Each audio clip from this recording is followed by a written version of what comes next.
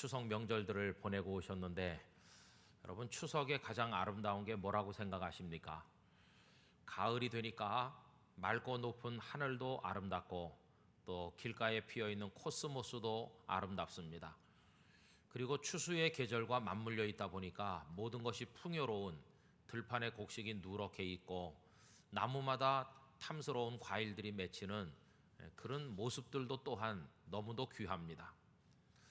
그러나 추석이 되면 가장 아름다운 것은 뭐니 뭐니 해도 사랑하는 이들과의 만남이라고 생각이 듭니다. 그래서 도시 생활에 찌들었던 자녀들이 고향집을 꿈꾸면서 바리바리 선물을 싸들고 늙은 부모님을 찾아가는 모습이 참 정겹습니다. 또 요즘에는 자녀들 고생한다고 오히려 부모님들께서 자녀들의 집을 찾아가는 역귀성도 대단히 많다고들 들었는데, 어쨌든 이런 찾아가서 만나고 함께하는 이 모습은 이 추석에 볼 수 있는 너무도 귀한 모습이라고 생각이 듭니다. 그러나 여러분, 고향이 있긴 하지만 갈 수 없는 사람들, 그리고 사랑하는 이들이 있지만 여러 가지 사정 때문에 만날 수 없는 분들에게 이 추석 같은 명절은 얼마나 마음 아픈 명절이겠습니까? 북한 땅에 고향을 놓고 내려와서 여기 대한민국에 살고 있는 많은 실향민들, 이산 가족들은 이런 명절이 되면 가슴이 더더욱 아파오고 그 고향 산천이 그리운 나머지 그 향수로 인해서 병이 날 지경이 될 것이라는 생각이 듭니다. 이번에도 남북 간에 이산 가족 만나는 행사가 잘 되는가 싶더니 느닷없이 북한 쪽에서 또 연기하거나 취소할 듯한 태도를 지금 보이고 있는데요. 여러분, 정지용 시인의 향수라고 하는 시를 아마 잘 아실 겁니다. 우린 시로보다는 거기 노래로 만들어서 우리 귓전에 더 익숙하게 알고 있습니다. 그런데 이 시를 읽어보면 참 우리네 과거가 가난하고 그 인생이 고단했었구나 하는 게 절절히 느껴집니다. 시간이 없어 다 말씀드릴 수는 없지만 한 두어 구절을 찾아보면 다음과 같습니다. 그 중에 이런 부분이 있어요. 질화로에 재가 식어지면 빈 밭에 밤바람 소리 말을 달리고 엷은 졸음에 겨운 늙으신 아버지가 집 벽에를 돋아 고이시는 곳, 이런 귀절이 나옵니다. 옛날에는 난방장치가 별로 없었으니까 아궁이에 잔불을 담아다가 화로 안에다 담아서 방 안 공기를 뜨뜻하게 덮이지 않습니까? 그런데 부잣집에서는 노수로 된 좋은 화로를 쓰겠지만 가난한 집은 항아리 만들 때 쓰는 질화로를 사용하는데 거기 이제 불씨를 갖다 담았어요.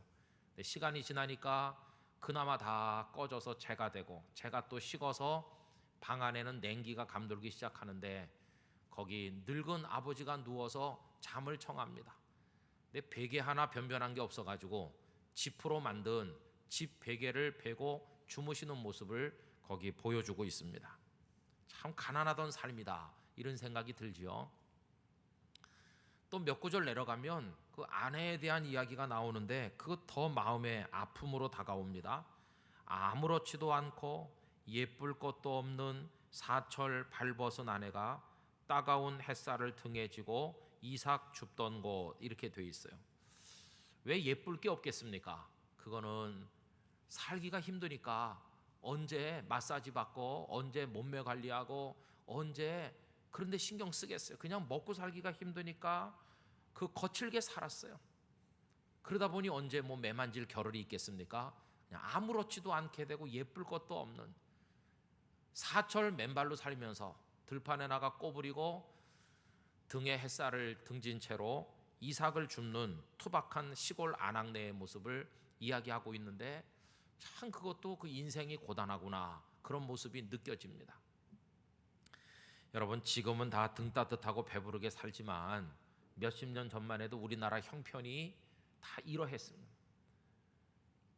낯선 이야기가 아니게 느껴지는 이유는 여기 앉아 계신 여러분들 중에 어르신들, 연세 드신 분들은 다 이렇게 살아오신 분들이 아니시겠습니까? 가난도 너무 가난하고 우리나라 국민소득이 전 세계에서 밑에서 두 번째였던 때가 있을 정도로 그렇게 못 살고 그랬었습니다. 다시는 이런 가난이나 이런 고통이, 그리고 한반도를 휩쓸었던 참혹한 전쟁 같은 이런 이야기들은 다시는 없었으면 좋겠다. 다 유복하게, 다 풍요롭게, 걱정 없이 가족들이 서로 사랑하면서 명절이 돼도 만나지도 못하는 이런 참혹한 현실이 재현되지 않고 이런 아픔 없이 다 잘 살았으면 하는 마음이 우리 속에 다 있습니다. 여러분, 목사인 저는 우리 땅끝 교회 성도님들의 가정에 우환도 없고 염려도 없고 모두가 다복하고 평안하게 하나님 안에 살아가게 되시기를 바라는 마음이 간절합니다. 자, 그런데 문제는요, 그게 그렇게 안 된다는 게 문제입니다. 누가 전쟁을 바랬겠으며, 누가 가난을 원했겠으며, 누가 굶어 죽기를 소원했겠습니까? 그렇죠? 그런데 내 마음속의 바램과는 전혀 다르게 눈앞에 펼쳐진 현실은 너무나 잔인하고 처절하고 아프다는 겁니다. 그래서 우리는 언제나 그 틈새에 끼인 채로 고통을 받으면서 이 세상을 살아가고 있습니다. 오늘 읽은 말씀 전후로 우리가 발견하게 되는 유다 백성들의 모습도 똑같습니다. 오늘 본문은 하나냐라는 선지자의 예언으로부터 시작이 되고 있는데, 이 사람은 시드기야가 왕이 된 지 4년째 5달 될 무렵 예언을 했습니다. 여러분, 선지자는 예언의 말씀을 전하는 사람인데요, 많은 사람들이 지금 서서 듣고 있지 않습니까? 그러면 기왕이면 듣기 좋은 말을 해주는 편이 낫겠죠. 어차피 할 말, 사랑대방을 기쁘게 하는 말 해주면 좋지 않습니까? 하나냐의 예언은 그런 의미에서 모든 이들의 마음속에 기쁨을 안겨주는, 그들이 듣고 싶어하던 예언이었습니다. 하나냐가 뭐라고 말했을까요? 2절 말씀 다 같이 한번 읽어봅시다. 만군의 여호와 이스라엘의 하나님이 이같이 일러 말씀하시기를 내가 바벨론의 왕의 멍에를 꺾었느니라, 이렇게 예언했습니다. 여기 멍에라는 말이 나오는데 이것은요, 바벨론 왕 느부갓네살의 억압을 의미하는 겁니다. 근데 멍에를 꺾었다는 것은 더 이상 바벨론 왕이 너희를 힘들게 하지 못한다, 이런 뜻이거든요. 하나냐가 이 말씀을 전할 때 그 유다의 상황을 우리가 좀 이해를 해야 되는데, 이 바벨론의 느부갓네살은 주전 605년 유다를 침략했습니다. 그래가지고는 많은 사람들을 잡아갔어요. 이게 첫 번째 포로인데, 그때 끌려간 분들 중에 다니엘과 그의 친구들이 포함되어 있습니다. 그리고 7년이 지나서 주전 598년 느부갓네살은 두 번째 침략을 했어요. 만여 명이나 되는 사람들을 끌어갔는데, 그러면서 왕이 된 지 겨우 3달밖에 안 된 시드기야, 그 여호야긴이라는 왕도 잡아갔거든요. 근데 그때 끌려간 포로 중에는 에스겔 선지자도 포함되어 있었습니다. 여호야긴을 잡아가면서 이 느부갓네살은 누구를 대신해서 왕으로 앉혀놓았느냐 하면 시드기야를 그 자리에 앉힌 겁니다. 그리고 오늘 하나냐가 이 예언을 할 때는 시드기야가 느부갓네살의 손에 의하여 왕이 된 지 4년이 지나고 있을 때거든요. 그러니까 이 상황을 보면 벌써 2번이나 침략을 받았어요. 벌써 많은 사람 잡혀갔어요. 고귀한 물건들을 많이 뺏겼습니다. 그리고 왕까지 끌려간 처지입니다. 다음번엔 언제 쳐들어올까? 다음번엔 우리를 남겨둘까? 이나마 명맥이라도 유지하게 해둘까? 아니면 우리를 싹 쓸어 없앨까? 왕부터 백성까지의 마음이 좌불안석이고 불안이 고조돼서 벌벌 떨던 바로 그 시점에 하나냐가 예언을 하는 겁니다. 얼마나 위로의 말씀을 기다렸을까요? 얼마나 그들이 도움을 기다렸을까요? 그런데 하나냐가 하는 말이 걱정 말라.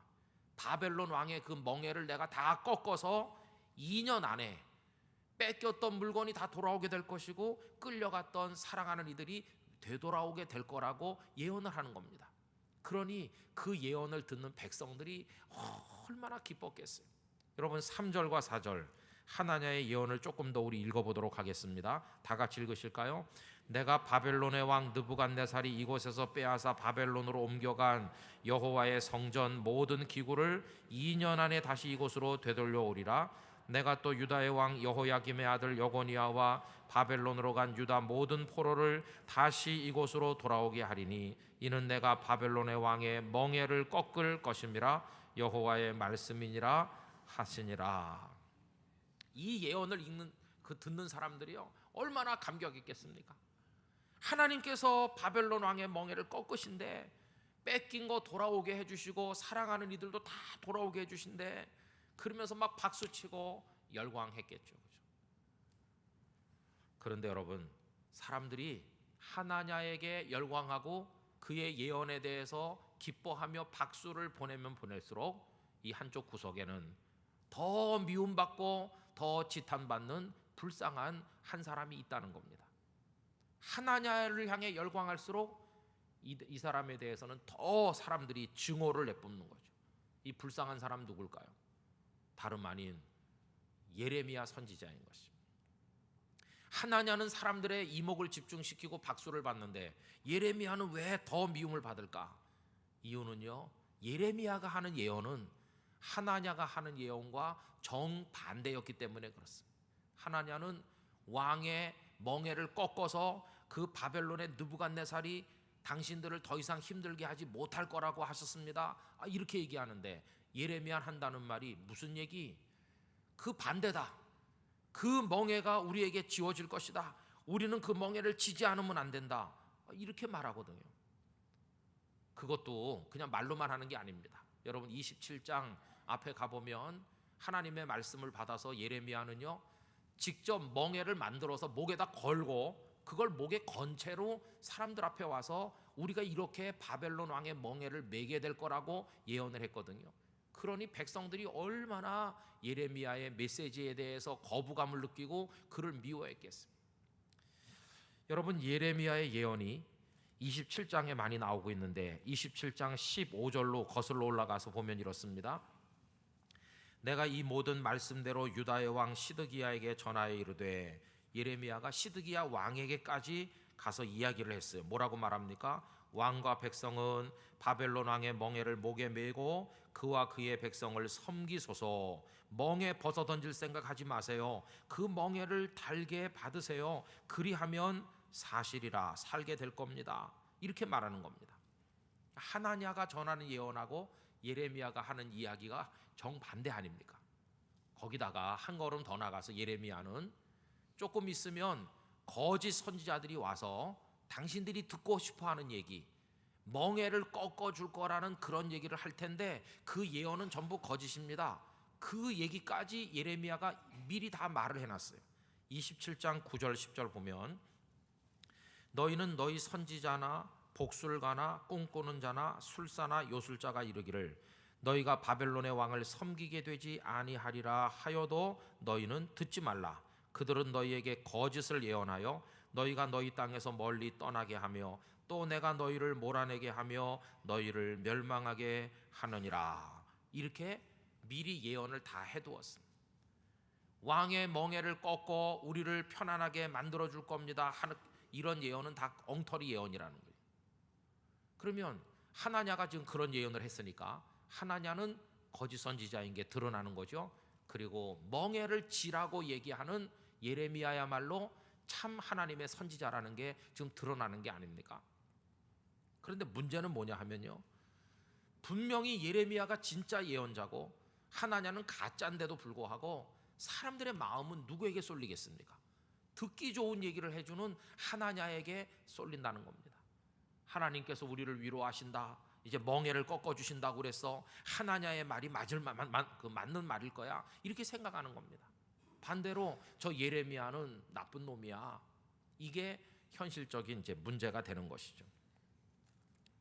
자, 그럼 여러분, 바벨론 왕의 멍에를 져야 된다고 얘기하는 예레미야는 그렇게 말하면서 속이 편했겠어요? 속이 편할 리가 없죠. 예레미야도 똑같은 사람인데, 예레미야도 유다의 백성이고 누구보다 나라를 사랑하는 사람인데 이 나라가 그렇게 되기를 나는 간절하게 원합니다, 이런 마음이 어디 있겠습니까? 예레미야도 왕의 멍에가 꺾여서 유다 백성들이 살게 되기를 간절히 원하기는 다른 사람과 똑같은 것이죠. 그래서 하나냐가 그런 예언을 하고 난 다음에 예레미야가 그에 대해서 대답하는 장면이 나오는데, 여러분 6절 말씀, 오늘 본문 6절을 다 같이 한번 읽어보도록 하겠습니다. 선지자 예레미야가 말하니라. 아멘. 여호와는 이같이 하옵소서. 여호와께서 네가 예언한 말대로 이루사 여호와의 성전 기구와 모든 포로를 바벨론에서 이곳으로 되돌려 오시기를 원하노라. 이렇게 말했어요. 나 예레미야도 너의 예언이 이루어지기를 정말 원한다. 그래서 우리 백성들이 살게 되고 포로가 돌아오고 뺏겼던 것도 되찾고 이 나라가 편안하기를 나도 정말 간절히 원한다. 그러면 예레미야도 하나나처럼 예언하면 될 게 아니냐 이런 생각이 들겠지만 그것만은 할 수가 없는 일이었습니다. 왜냐하면 선지자의 사명이 뭡니까? 하나님으로부터 받은 말씀을 가감없이 정확히 전하는 게 선지자 사명의 생명 같은 겁니다. 선지자는 그 대목에는 자유가 없어요. 전하고 싶은 거 전하고 전하기 싫은 거 안 전하고 자기 마음대로 만들어서 전하고 그런 일이 불가능한 거죠. 괴롭지만 바벨론 왕의 멍에를 질 수밖에 없을 거라는 얘기를 전해야 되는 이 예레미야 선지자의 고통을 우리가 여기서 볼 수 있는 거죠. 마음으로는 하나님의 말대로 되기를 원하지만 하나님께서 그에게 주신 말씀은 멍에를 지게 될 거라는 이야기였다고 하는 것입니다. 여러분, 그 이후에 어떻게 됐습니까? 그 이후에 하나님의 말은 다 거짓이고 예레미야의 예언이 진실이었다는 게 이제 드러나게 되는 거죠. 시드기야 4년째 될 때 이 예언의 말씀이 있었는데 그로부터 7년이 지나서 바벨론의 느부갓네살은 또다시 예루살렘을 포위했고 이번에는 좀 잡아가는 정도로 끝난 게 아니라 완전히 다 싹쓸이 해가지고 시드기야 왕의 두 눈을 뽑아 쇠사슬로 결박해서 바벨론으로 끌고 가고 많은 사람 잡아가고 성전을 초토화하고 성벽이 다 무너내리고 문짝 하나가 제대로 달려있는 게 없도록 완전히 폐허처럼 만들게 되었습니다. 예레미야의 예언대로 무너지게 됐다는 겁니다. 그래서 여러분, 여기서 우리가 살아가면서 부딪히는 두 가지 상황이 등장하고 있습니다. 하나는 뭐냐 하면 내 마음으로 꿈꾸는 상황이 있습니다. 이걸 가리켜서 소원이라고 부릅니다. 소원. 내 마음으로 꿈을 꿉니다. 그렇게 됐으면. 그러나 또 하나의 상황이 있습니다. 그게 뭐냐 하면 눈앞에 펼쳐진 현실이라고 하는 또 하나의 상황이 있습니다. 우린 언제나 이 둘 사이에 끼어 있는 것입니다. 사업을 하시는 분들은 꿈을 꿉니다. 지금은 경기가 너무 안 좋아서 그래. 우리 회사 제품을 사람들이 몰라서 그렇지 이제 조금 입소문이 나고 경기가 조금 좋아지면 물량도 늘어나고 자금도 회전되고 숨통이 트일 거야. 이렇게 꿈을 꿔봅니다. 자식 키우시는 부모님들은 저 녀석이 지금 정신을 못 차려서 그런데 애가 원래 나쁜 건 아니지 않느냐. 조금 있으면 정신 차릴 거야. 워낙 머리는 좋았으니까 늦게 공부해도 남보다 잘할 수 있을 거야. 이런 꿈을 꾸잖아요. 병원에 입원하신 환자들은 이제 수술도 잘 끝났으니까 이제 몸보신 좀 하고 퇴원한 다음에 적당히 운동도 하고 그럼 내가 다시는 병원 신세 안 질 거야. 이렇게 꿈을 꿉니다. 이게 마음속으로 꿈꾸는 소원이라는 상황이죠. 그런데 여러분, 그게 다 그대로 됐습니까? 그대로 안 됐습니다. 회사는 잘 되기는커녕 아예 폐업하지 않으면 안 되는 상황에 몰리기도 하고 그 자식이 조금 있으면 정신 차리고 돌아올 줄 알았더니 아예 학교 때려치우고 그냥 완전히 공부랑 담쌓은 녀석도 생기는 거고 병원 신세 안 지고 살게 될 거라고 기대했었는데 매일 병원 문턱을 넘나들어야 근근히 살아가는 정도의 어려움을 겪는 이들도 생긴다는 겁니다. 그렇죠? 마음의 소원은 여기 있는데 눈앞에 펼쳐진 상황은 그와는 너무너무 다르다는 겁니다. 바벨론 왕의 멍에가 꺾이고 포로가 돌아오고 나라가 잘 되기를 원하는데 현실은 나라가 망하고 포로가 돼서 끌려가는 그게 눈앞에 펼쳐진 현실이었다고 하는 것입니다. 성도 여러분, 여러분들은 지금 뭘 꿈꾸고 계시고 현재 살아가고 있는 여러분들의 눈앞의 현실은 얼마나 어렵습니까? 그 현실 속에 살아가시는 마음은 또 어떻습니까? 이 현실을 우리가 어떻게 살면 좋겠습니까? 이게 지금 오늘 본문에서 우리가 발견하게 되는 마음 아픈 모습인 것이죠. 이런 상황에서요, 사람들의 선택은 여러 가지일 것입니다. 어떤 사람은요, 그냥 팍 죽어버리자 이렇게 생각하죠. 그런 사람 많습니다. 그죠? 못 살겠다 그러면서 스스로 목숨을 끊는 사람도 많이 있습니다. 또 어떤 사람은 살긴 사는데 기쁨이 하나도 없어요. 그래서 늘 입에 붙이고 다니는 말이 뭡니까? 죽지 못해 살지. 여기 누가 몇 분 미리 말씀하는데 우리 교인들도 그런 분이 계신 것 같아요. 죽지 못해 살지 이렇게 하면서 살긴 살아있지만 너무나 옆에서 보기 마음이 아파요. 밤새 술로 지새우는 사람도 많습니다. 이 세상에는 그런 사람 많습니다. 그럼 이렇게 하는 게 그게 하나님이 원하시는 바겠느냐? 신앙인다운 대처 방법이겠느냐? 다 잘 아시죠? 그건 신앙인다운 모습이 아니라는 거 아실 겁니다. 그럼 하나님께서는 우리에게 어떻게 살라고 요구하시는가? 오늘 예레미야를 통해 주신 말씀 속에 다 나와 있죠. 그게 뭡니까? 그 힘들고 고단한 현실을 포기하지 말고 싸워 나가라는 것입니다. 바벨론 왕의 멍에가 꺾이기를 바라보고만 앉아있지 말고 그 멍에는 너에게 주어진 징벌이니까 그 멍에를 지고 나가라고 하는 것입니다. 27장 11절에 보면 이렇게 말씀했어요. 그러나 그 목으로 바벨론 왕의 멍에를 메고 그를 섬기는 나라는 내가 그들을 그 땅에 머물러 밭을 갈며 거기서 살게 하리라. 멍에를 메라. 바벨론에 끌려가는 포로 생활을 견뎌라. 그 속에서 참아내라. 그 모진 세월을 견디어내라. 이게 하나님께서 주신 말씀이셨어요.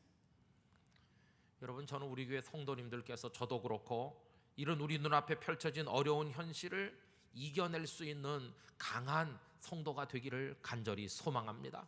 강한 성도. 근데 강함이라고 하는 것은 어디서 나타나는 것일까요? 아무 어려움이 없는 유복하고 풍요로운 환경에서는요, 강한지 아닌지 이게 검증되지 않습니다.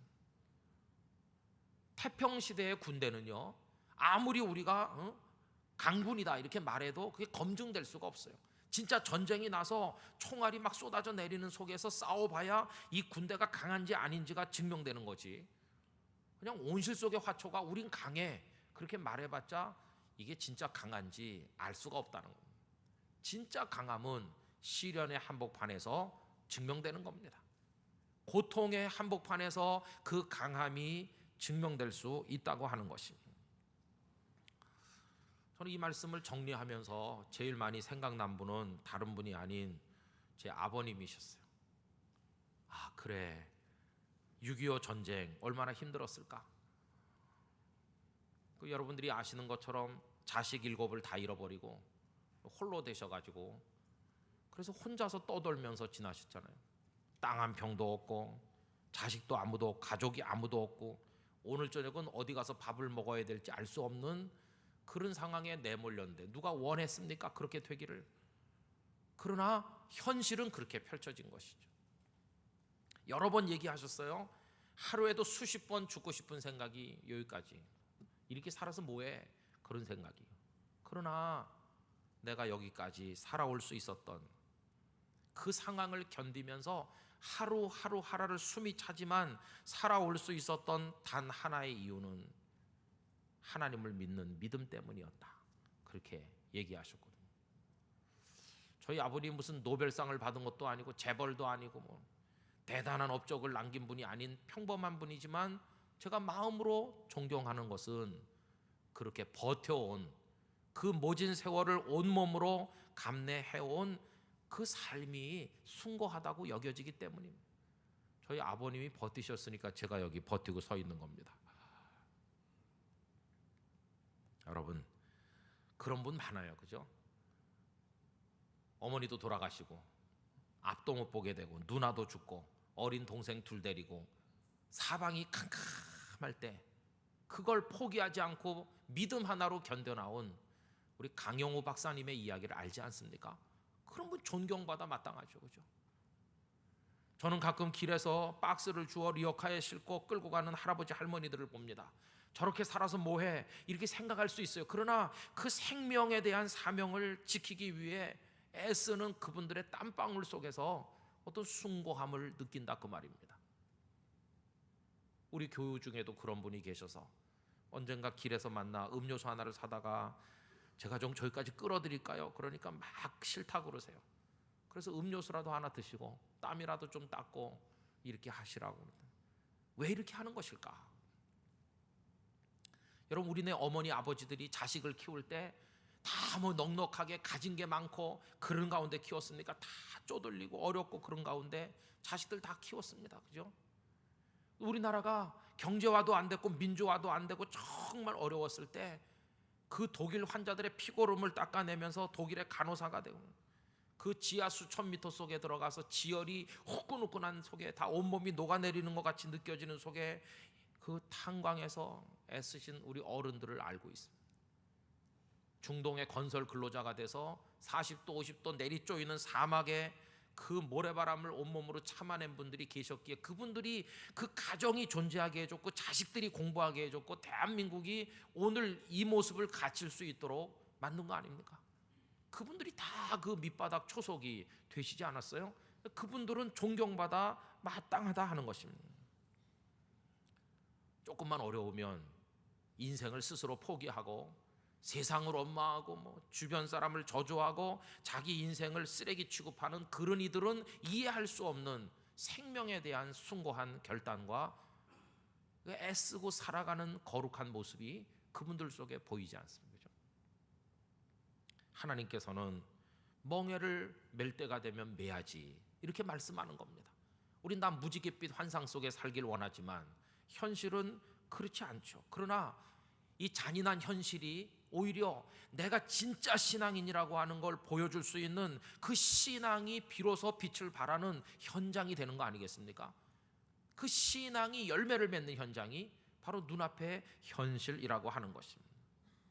하나님께서는 어떻게 용케 그런 무거운 멍에를 지지 않고 살아가는 것처럼 보이는 그런 이들의 운 좋은, 세상 사람들이 행운이라고 부르는 그거를 향해서 박수를 보내시는 분이 아니시고, 그 어려운 현실을 참고 견딘 이들의 땀방울과 그 눈물에 대하여 박수를 보내시는 분이 우리 아버지 하나님이신 것입니다. 우리 예수님께서도요 기꺼이 멍에를 지셨어요. 예수님이 지신 멍에를 우리는 십자가라고 부릅니다. 예수님께서 그 십자가라는 멍에를 달게 지셨기에 저와 여러분이 구원을 받았고 하나님의 자녀가 되어 이 자리에 있게 된 줄로 믿습니다. 예수님께서 우리 보고도 멍에를 지라고 하십니다. 나는 마음이 온유하고 겸손하니 나의 멍에를 메고 내게 배우라. 아까 우리 찬양대 찬양 가사 속에도 나오는 얘기 아닙니까? 그리하면 너희 마음이 쉼을 얻으리니, 여러분 멍에를 벗어 던지면 쉼을 얻는 게 아니라 멍에를 메고 예수님께 배워라. 그러면 쉼을 얻는다. 명예를 매야 쉼을 얻는 그 역설적인 신비를 우리들에게 가르쳐 주셨습니다. 그래서 하박국서 3장 17절 18절 말씀 우리 다 좋아할 수밖에 없는 이유가 거기 있는 겁니다. 여러분 거기 보면 무화과 나무에 뭐 포도나무에 아무것도 없어요. 밭에 소출도 없고 누가 그러길 원했겠습니까? 외양간에 소도 없고 우리의 양도 없기를 누가 원했겠어요? 그러나 거기 보면 이래요. 비록 무화과 나무가 무성하지 못하며 포도나무에 열매가 없으며 감람나무에 소출이 없으며 밭에 먹을 것이 없으며 우리의 양이 없으며 외양간에 소가 없을지라도, 이게 눈물겨운 현실이죠. 그럴지라도 그 다음에 뭐라고 했나요? 다 같이 읽어보겠습니다. 나는 여호와로 말미암아 즐거워하며 나의 구원의 하나님으로 말미암아 기뻐하리로다. 할렐루야.